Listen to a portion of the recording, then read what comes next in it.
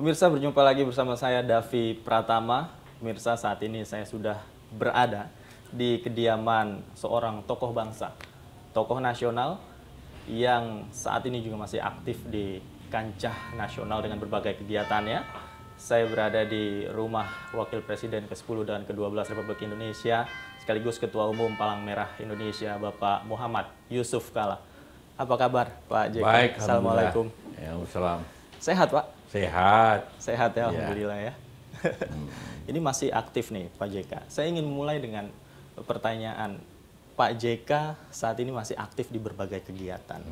Kemudian kemarin yang terakhir juga Pak JK terpilih kembali menjadi Ketua Umum Palang Merah Indonesia. Nah, sebenarnya apa visi Palang Merah Indonesia ke depannya, Pak? Ya, Palang Merah Indonesia itu kan organisasi untuk kemanusiaan. Bagaimana mengurangi penderitaan manusia, masyarakat, baik karena bencana atau perang ataupun karena perbuatan manusia.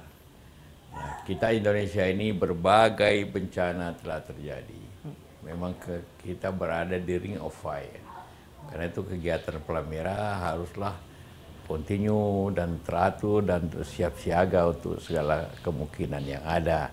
Sampai juga apabila ada masalah seperti konflik dan sebagainya, maka Palang Merah harus siap untuk menjadi penengah atau siap untuk mendukung untuk orang-orang yang kena korban daripada itu. Itu visinya Palang Merah yang kita kerjakan. Bagi kita itu visi kita semua, para relawan Palang Merah, pengurus Palang Merah, dan juga pimpinannya tentunya. Nah, kemudian kemarin Bapak diberikan waktu 1 bulan nih untuk membentuk kepengurusan, Pak. Ya. Nah, saat ini nama-namanya sudah ada belum nih, Pak? Kan sebulan, baru kemarin 1 hari. Oke. Belum rapat formatur. Ini yang menentukan formatur. Jadi ada kriteria khusus nggak sih, Pak, untuk berada di dalam kepengurusan? Ya, kriterianya pertama tentu mau berbakti secara sukarela kepada kemanusiaan, dan juga mempunyai waktu yang cukup, dan mempunyai kemampuan fisik yang baik untuk tersebut, sehat itu jasmani rohani untuk bekerja untuk kemanusiaan secara sukarela. Oke. Kemudian bicara soal tantangan, Pak. Tantangan Palang Merah Indonesia ke depannya seperti apa? Khususnya kita tahu tadi Bapak katakan bahwa fokus di misi kemanusiaan. Kemudian dilihat dari landscape situasi Indonesia yang saat ini musim hujan, kemudian juga ada banyak bencana juga. Tantangan ke depannya seperti apa? Ya, tantangannya yang ke depan ialah bahaya yang mungkin akibat perubahan iklim. Ya, itulah terjadi di mana-mana terjadi bencana alam karena perubahan iklim itu, dari banjir, kemudian longsor, gempa bumi, atau gunung meletus. Semua itu tantangan-tantangan yang makin besar, sehingga kita harus makin aktif dan siap siaga untuk itu. Kalau bicara soal tantangan ke depan, Pak, artinya teman-teman yang nantinya akan masuk ke dalam kepengurusan Palang Merah Indonesia harus tahu, Pak, ya, tentang tantangan yang akan dihadapi. Oh ya, tentu harus tahu dan harus siap.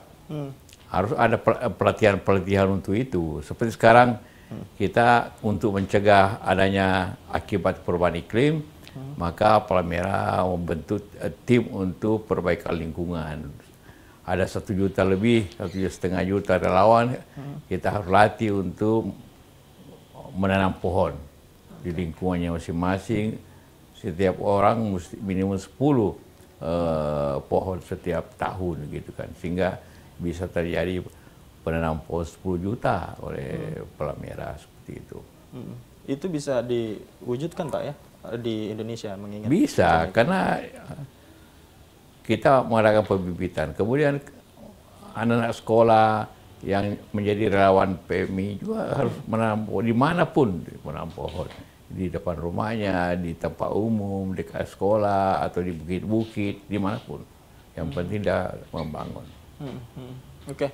Nah, bicara soal tantangan juga Pak, tantangan ini kan tidak hanya dalam misi kemanusiaan yang dihadapi oleh PMI. Kemarin juga ada tantangan tersendiri, termasuk ada pihak-pihak yang memang mengklaim atau mengadakan munas tandingan. Tanggapan Pak JK seperti apa? Sebenarnya itu bukan tantangan, itu hanya ada sekelompok orang yang juga dulu pernah jadi pengurus, kita pecat karena tidak melanggar etika organisasi, aturan organisasi, bersama-sama dengan minta maaf tokoh-tokoh, bersatu dua tokoh yang ingin menjadi pengurus satu ketua. Tapi syarat di Palmera itu untuk menjadi calon harus minimum didukung 20% daripada anggota yang punya hak suara, dan itu harus lebih 100 suara. Nah, kemudian terjadi kemarin yang saudara Agung Laksono hanya didukung 30 suara yang sah, jadi tidak mungkin menjadi calon. Oh, faktanya didukung 30 suara yang sah Pak ya? Tapi dari sana mengklaim didukung ada banyak begitu dukungnya. Faktanya seperti apa kemarin Pak? Yang mau didukung itu harus tertulis masuk ke panitia yang sebelum tanggal 30. Yang masuk cuma 50 tapi 15 tidak saja 35. Tidak memenuhi 20%. Ngomong boleh aja, mengatakan 1000 pendukung saya boleh aja kalau ngomong. Kalau mengklaim boleh saja. Boleh, silakan. Tapi buktinya mana? Iya.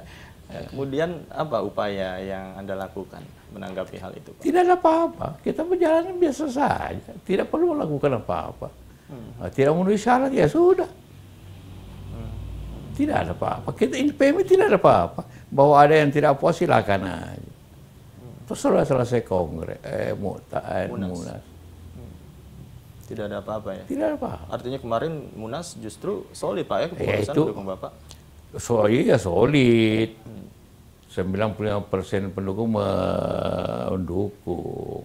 Ada 5% yang diam, tidak mengatakan tidak, tapi dia tidak mengajakkan tuntutan. Okay. Artinya kalau ada yang mengklaim sebagai pengurus, kemudian katakanlah dia sudah tidak berada di dalam kepengurusan, katakanlah melanggar ADART Pak, itu kemudian berada di sana, ini seperti apa Pak? Pelanggaran. Kalau jadi sudah dipecat mengatakan dia pengurus, bagaimana mungkin sudah dipecat? Karena mendirikan organisasi, kemudian dia organisasi yang abal-abal, kemudian organisasi itu mengundang seluruh pengurus PBB. Mana bisa?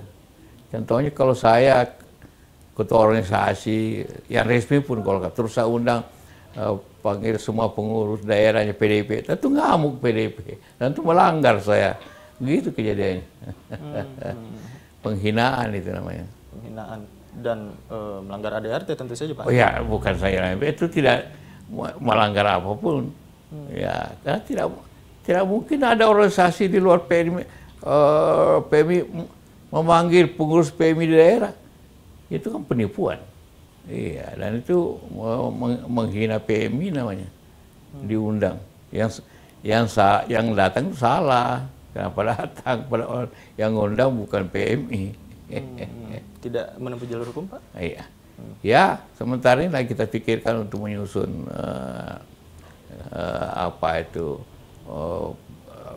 polisi supaya orang yang mengatasnamakan PMI bisa ditindaki lah, dilarang.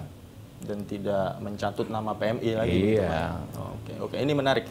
Ketika ada orang-orang yang memang mencatut nama Palang Merah Indonesia, kemudian juga tidak sesuai dengan ADART, ini kan melanggar sebuah aturan. Iya. Ya, sebuah aturan ketika dilanggar itu kan tentu ada konsekuensinya, Pak.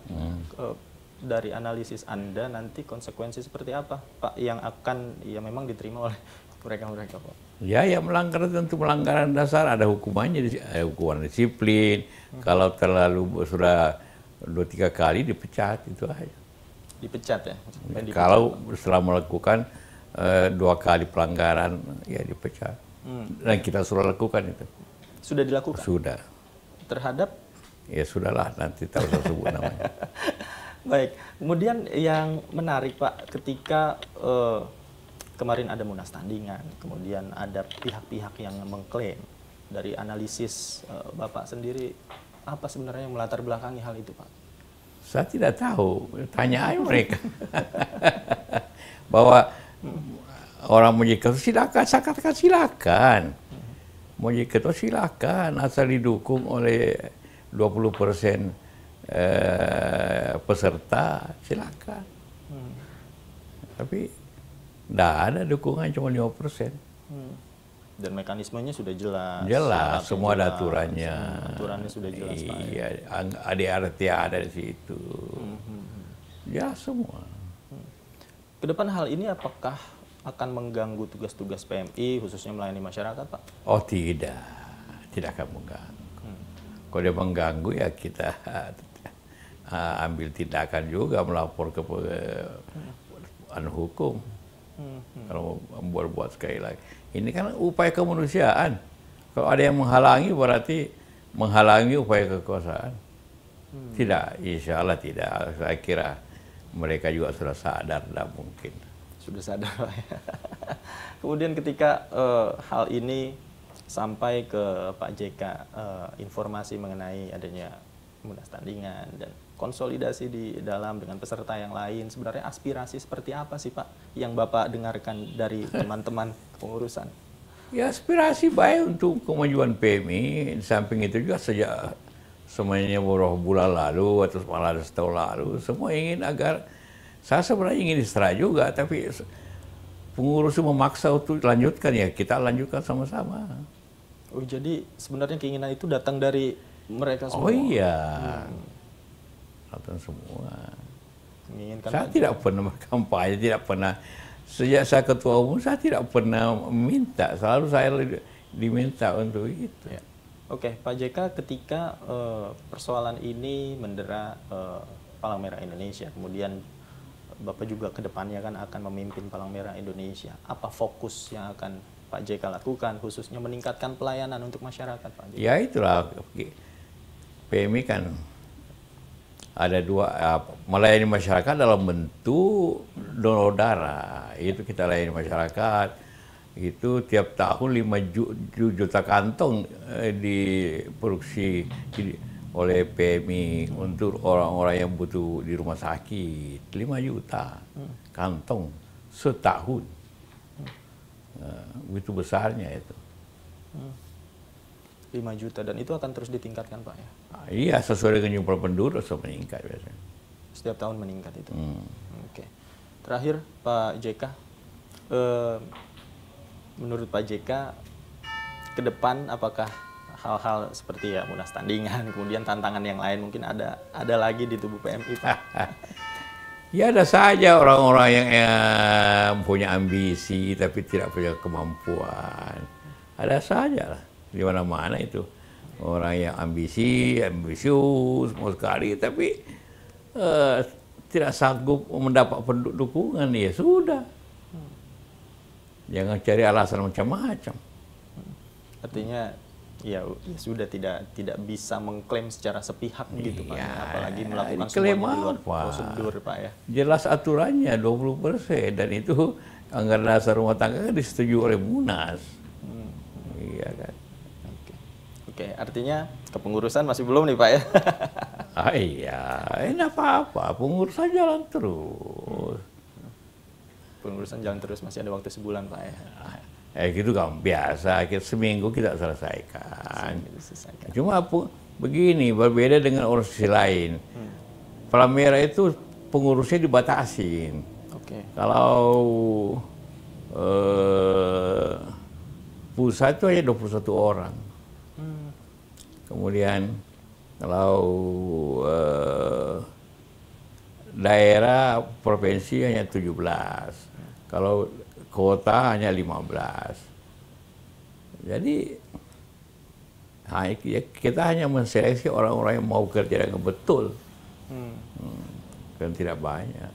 dan tidak banyak yang punya niat untuk bekerja untuk harus kemanusiaan, efektif. Pak, ya. Harus efektif. Ya. Baik, terima kasih Pak Yusuf Kalla Baik. sudah menjawab beberapa pertanyaan termasuk isu-isu terkini, Pak. Terima kasih dan sukses selalu untuk Pak JK, sehat selalu juga, sukses untuk kegiatannya di Palang Merah Indonesia ke depannya. Terima kasih Pak JK. Terima kasih. Assalamualaikum. Waalaikumsalam.